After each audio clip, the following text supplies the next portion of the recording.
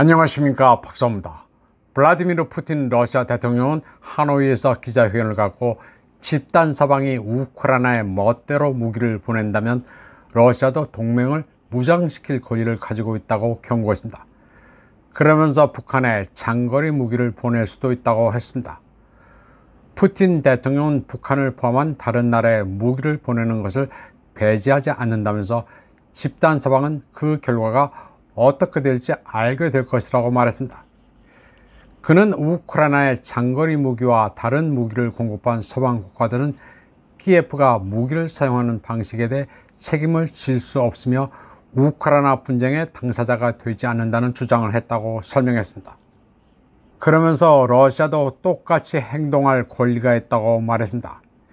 푸틴 대통령은 또 북한에 대한 서방의 제재를 레닌그라드 봉쇄에 비유하면서 비판했습니다. 한국은 미디어나 정부나 말귀 못 알아먹는 데는 선수입니다. 평양 정상회담으로 러시아가 한국의 뒤통수를 쳤다고 난립니다.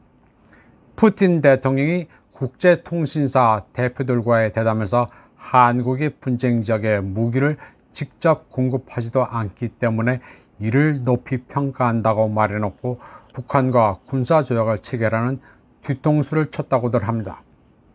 당시 푸틴 대통령은 러시아가 모든 종류의 움직임이 일어나고 있음을 확인했다면서 한러 관계가 악화되지 않기를 간절히 바란다고 말했는데 뒷부분은 빼먹었습니다.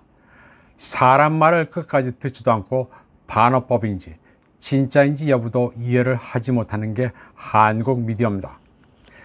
문해력이 떨어지는 것은 요즘 젊은 세대만의 현상은 아닌 것 같습니다.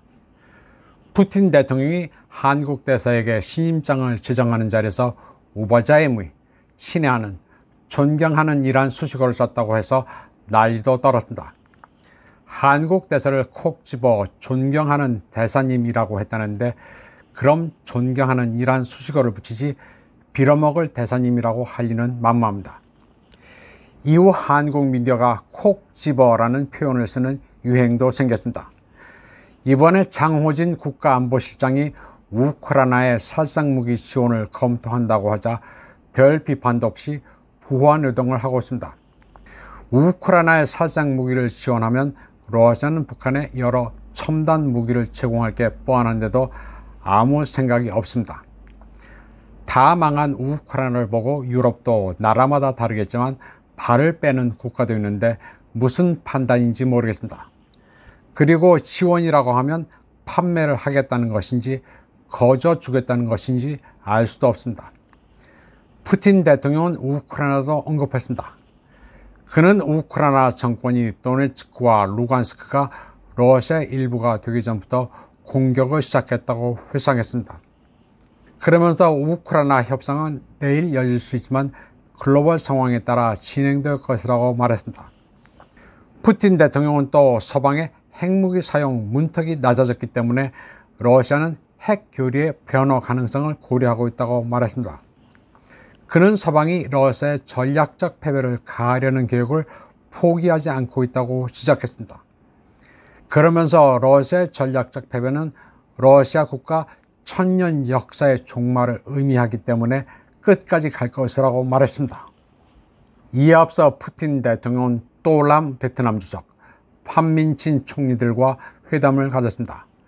푸틴 대통령은 세계 무대에서 현 상황의 어려움에도 불구하고 모스크바는 베트남과의 포괄적 전략 파트너십 강화를 목표로 한다고 말했습니다. 그는 과거 소련이 프랑스와 미국에 맞서 싸운 베트남 국민들을 지원했다고 말했습니다. 그리고 자신을 뜨겁게 환영해 준 데 대해 감사를 표했습니다. 그러면서 뜨겁다는 것은 36도에 이르는 외부 온도가 아니라 진심 어린 환영을 의미한다고 말했습니다. 푸틴 대통령은 자신보다 민족, 동포를 먼저 생각하고 나라가 필요할 때는 선두에 서며 공적에 대한 보상을 받을 때는 맨 뒷자리에 선다는 호치민의 명언도 인용했습니다. 푸틴 대통령의 내공이 대단합니다. 푸틴 대통령은 베트남 방문해서 원자력 발전 기술 협력, 조선, 항공 분야에서의 공조를 약속했습니다.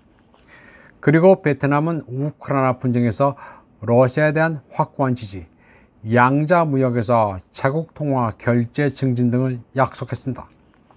푸틴 대통령은 베트남 방문을 앞두고 베트남 관영지에 기고한 글에서 상호 무역 증진과 투자 촉진에 심각한 관심을 기울이고 있다고 언급했습니다. 그는 러시아가 식량, 광물자원, 기계, 장비를 베트남에 수출할 것이고 베트남은 의류, 과일, 야채, 농산물 등을 러시아에 수출할 것이라고 밝혔습니다. 그러면서 러시아가 주도하는 유라시아 경제연합과 베트남 간 자유무역협정은 아주 잘 돌아가고 있다고 평가했습니다. 이번 방송은 여기까지 하겠습니다. 시청해주신 여러분 감사합니다.